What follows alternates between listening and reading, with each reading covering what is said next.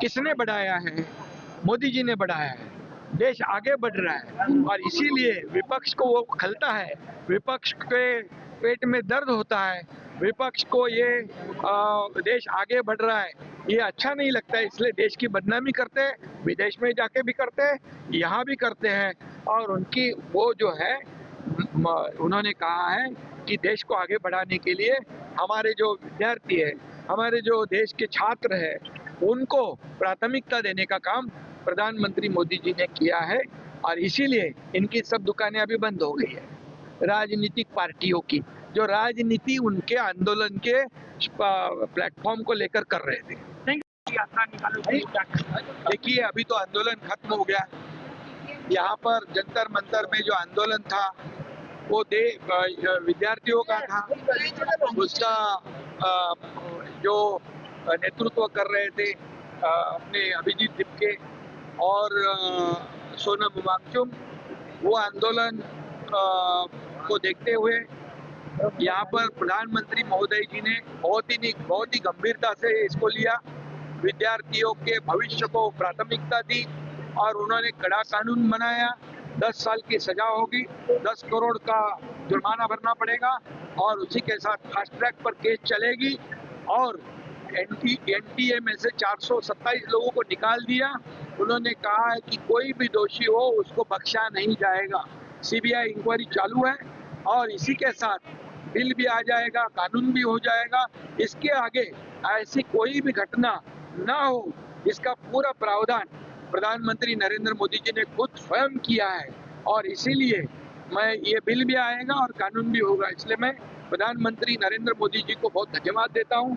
उन्होंने उनका अभिनंदन भी करता हूं, आभार व्यक्त करता हूं, क्योंकि उन्होंने इस देश के भविष्य को प्राथमिकता दी है, उनकी भावनाओं को तवज्जो दिया है और भावनाओं को राजनीति से परे जाकर प्राथमिकता दिया है। कोई भी राजकीय दबाव को ध्यान में नहीं रखते हुए विद्यार्थियों के प्रश्नों को उन्होंने प्राथमिकता दी और इसी के साथ शिक्षा मंत्री धर्मेंद्र प्रधान जी ने नैतिकता और हमारी जिम्मेदारी खुद की समझकर उन्होंने भी इस्तीफा दिया। अभी तो आंदोलन खत्म हो गया, अभी तो ये क्या चालू है, ये क्रेडिट लेने की बात है। और वांगचुक जी की जो पत्नी है उन्होंने खुद ही कहा था कि ये कांग्रेस की नौटंकी है, ये कांग्रेस का तमाशा है। क्या है, जंतर मंतर में आंदोलन बैठे और राहुल गांधी जाते प्रधानमंत्री के निवास पर, क्या है? उनकी मंशा, उनकी भूमिका ठीक नहीं थी, उनका उद्देश्य ठीक नहीं था। और मैं तो ये कहूंगा कि हमेशा वो बार बार बोलते हैं कि बांग्लादेश में ऐसा हुआ, नेपाल में ऐसा हुआ, श्रीलंका में ऐसा हुआ, क्या हमारे देश में भी ऐसा हुआ? अराजकता फैलाना चाहते हैं। ये तो गहरी एक बहुत बड़ी खतरनाक साजिश उनकी थी, ऐसा मैं कहूंगा और उसकी कड़ी मैं निंदा करूंगा।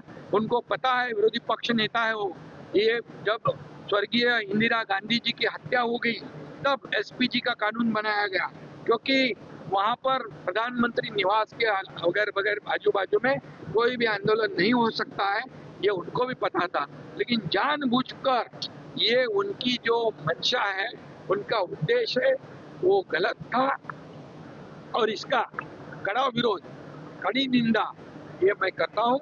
और विद्यार्थियों के साथ हम लोग सब हैं, विद्यार्थियों के साथ खुद स्वयं प्रधानमंत्री जी है और इसलिए ये बहुत बड़ा निर्णय जो है, ये निर्णय ये हुआ है। कई लोग जाकर वहाँ आग लगाने की भाषा करते हैं, अभी आग लग गई है, उसको बुझने मत दो। ये क्या है? ये भड़काने का काम ये कई राजनीतिक पार्टियां कर रही थी। महाराष्ट्र से भी कई लोग गए थे और इसलिए मैं ये कहूँगा कि विद्यार्थियों ने भी अपने खंडों का इस्तेमाल दूसरों को बंदूक चलाने को नहीं देना चाहिए। प्रधानमंत्री, देश के प्रधानमंत्री आपके साथ है, विद्यार्थियों के साथ है, हम सब लोग उनके साथ हैं। अभी उनकी मांगे पूरी हो चुकी है और अभी उन्होंने अपना ध्यान अपने पढ़ाई पे और अपने करियर पे देना चाहिए।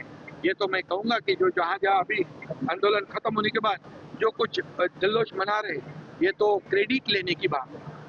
ये उनके विद्यार्थियों के आंदोलन पर राजनीतिक रोटियां सेकने की बात है। बेगानी शादी में अब्दुल्ला दीवाना ऐसे कहते हैं, वैसे वाली बात है।